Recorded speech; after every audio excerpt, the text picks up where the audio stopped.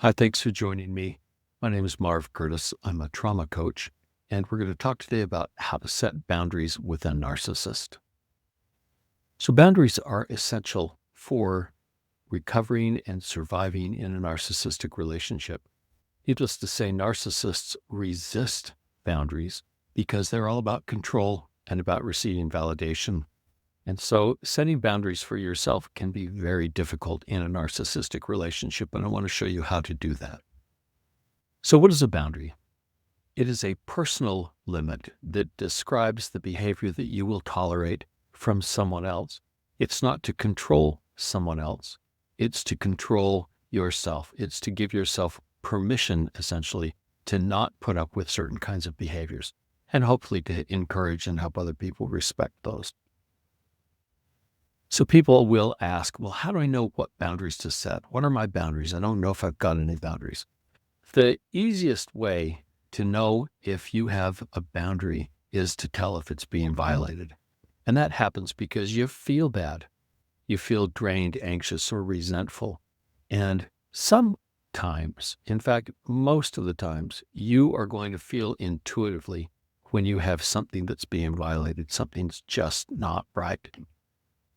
So we want to talk about intuition. Most people who are highly sensitive, which represents the majority of people in narcissistic relationships, have a good relationship with their intuition. Sometimes I call it talking to your body or talking to your heart.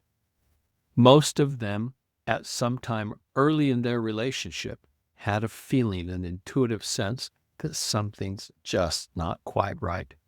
Now, that's in conflict with the love bombing they're getting from the narcissist that makes them seem like, gee, this is the first person who's ever really understood me.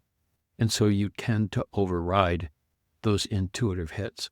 But what I'm telling you is, think of those intuitive hits that say something's not right as a boundary violation. It's telling you this is a boundary that you have, your values and beliefs are being violated here, or at least being challenged.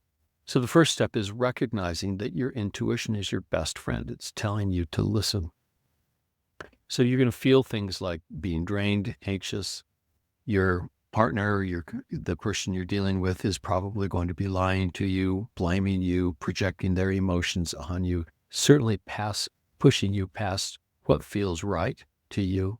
And if you find that you have to explain something to them multiple times, or if that's too expensive to you in terms of their emotional retribution, just knowing that it's been violated multiple times, you know that is a boundary. So how do you approach a person about a narcissistic boundary violation? Well, the first thing is start early. Don't wait until you're 30 years into this and you've never said anything before. At the very beginning, the minute you start feeling something that says this isn't right, just name it out loud. And the easiest way to do it is by not accusing them, not challenging them, not telling them a narcissist. Just make a statement about how you feel or what you noticed or what you saw. For example, as we see here, I noticed that you didn't come home when you promised, or I feel bad when you come home drunk, or I saw some messages on your phone that I didn't recognize. You're saying that really to set up the test that I'm going to show you in a minute. Sometimes you're wondering, is this person safe? Is this person a narcissist? And certainly after you get out of a narcissistic relationship, you're afraid of getting into one again. This is how you test that. When they do something that gives you that intuitive hit that says something's not quite right, you simply name it in front of them. Here are the signs that let you know they probably are not or may not be a narcissist. The first is they will acknowledge their wrongdoing. They'll admit that they did something wrong. Next, they will typically apologize. If they've hurt you, they don't want to hurt you. They'll tell you they're sorry. And then they don't do it again, or at least they don't do it intentionally again. Those are people who are willing to be good partners. Now, sometimes people will say, how do I know that I'm not the narcissist? If you're willing to take responsibility for your behavior, you're willing to apologize when you've done something wrong, and you're willing to change your behavior, you're not a narcissist. Now, how do we know that they may be a narcissist? Number one, blame shifting. They will rationalize, justify, and defend by blaming you and everyone else or every circumstance, but they will never accept personal responsibility for doing anything wrong. In their world, that's impossible. It just can't exist. And they will lie. It will be obvious that they're lying. They will not apologize. These are all great signs that say, this is a person who's going to give you a lot of trouble. They may not be a full-blown narcissist, but these are behaviors that are usually very difficult to change and likely to cause problems down the road. The conflict here is they may be love bombing you while you're noticing these things. And it feels so good, and they do everything so perfectly and so well because they're kind of intuitive in knowing what you need, and they're able to give that to you. When that's happening, you still need to name these intuitive hits that say something's not right. And then listen, this is the test. How did they act? Did they accept responsibility? Did they apologize? Did they admit they were wrong? Those are the big red flags. Another part of boundary setting is, how do you say no? They may come back and challenge you. And sometimes they'll want you to do things that are beyond your boundaries. And even though you've tested them and they've failed all of the tests, how do you continue to say no? So we don't want to confront them. We don't want to blame them for being a narcissist or any of the other things that will really fire them up. But the easiest way to say no is, that doesn't work for me. You're just expressing your feelings. You're not calling out an experience, bringing out old laundry, trying to judge them. You're just saying, this is how I feel. And the way we say it is, that doesn't really work for me. The next thing to do, if they keep pressing on that, is to say, let me think about that. Now, of course, you don't ever plan to think about it and come back and have the fight that they want. You just put them off. And when they ask, are you ready to talk about it? I'm still thinking about it.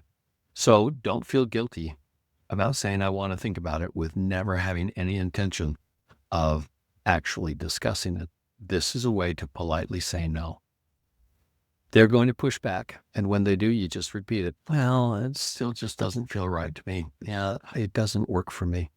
Or, yeah, I can tell even more now. I need to think about this. Those are great ways to respond. And then you need to feel very comfortable detaching from their reaction. This is going to upset them and kind of set them off because they're trying to control your reaction.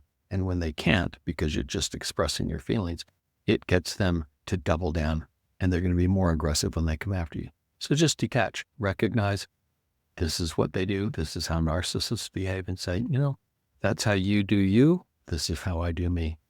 Worst case scenario, exit. If you need to go, get away. So how do you enforce boundaries? Well, you use consequences, and you need to know in advance what the consequences are for somebody who violates one of your boundaries. And if we're looking at the best things, you just mostly need to rely on not talking or distancing yourself. So distance is really powerful. And you just know, and you don't need to tell them this, but you may choose to tell them this. If you're going to yell at me, I can't continue to have this conversation. Or if you're going to blame me or try and make me feel bad for myself, I may just have to go in my room or lock myself in the bathroom or take a drive. But basically, I need to disengage. I need to take a break. So don't hesitate to do that, and know in advance and practice in your mind, seeing yourself in these scenarios, being able to say, I need to take a break right now. To justify it, you don't need to explain it. You don't need to answer their questions about it. Just say, I need to take a break, and then take a break. So let's review what we've done kind of as a summary. Number one, boundaries protect you. They don't protect or control anyone else. Number two, your intuition is your best friend. Rely on it. Trust it. When you get a red flag from your intuition, that is telling you, I have a boundary, and this boundary just got violated. So if you're wondering, what are my boundaries? Just notice for when you feel this red flag popping up, like you're walking on eggshells or something doesn't feel right. That's your boundary, and pay attention to it. And notice when your body says to you, don't go there. This isn't right. Next, know that narcissists hate boundaries, and they're going to fight you on them all the way. It may trigger them, may make them worse. You can put it off, and I've had clients who have put it off for 30, 40 years because they are afraid of firing up or triggering the narcissist. And 30 or 40 years later, they realize they have nothing. They're absolutely miserable and they're trapped. So the earlier you set boundaries, the more likely you are to protect yourself from getting into a long-term negative relationship. Learn how to say no and realize you don't have to explain it. You don't have to justify or defend it at all. No means no.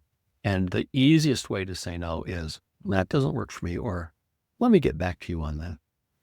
And lastly, in the end, boundaries need consequences. It may mean you need to go take a drive. You may need to just stop talking. You may need to just become a gray rock and not give them any response at all. Just be as boring as you possibly can till they go find something else to do.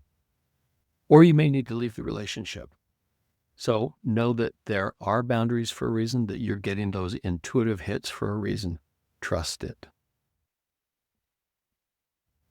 So if you're in need of help setting boundaries, or you're stuck feeling attached to somebody and you can't understand why, that's my specialty. I help people who are traumatically attached to somebody who's abusing them. And even though they know it's hurting them, they can't quite stop thinking about them or wanting to have contact with them or leave them. So I help you do that. It's a fairly simple process. It usually takes only one, maybe two sessions with me.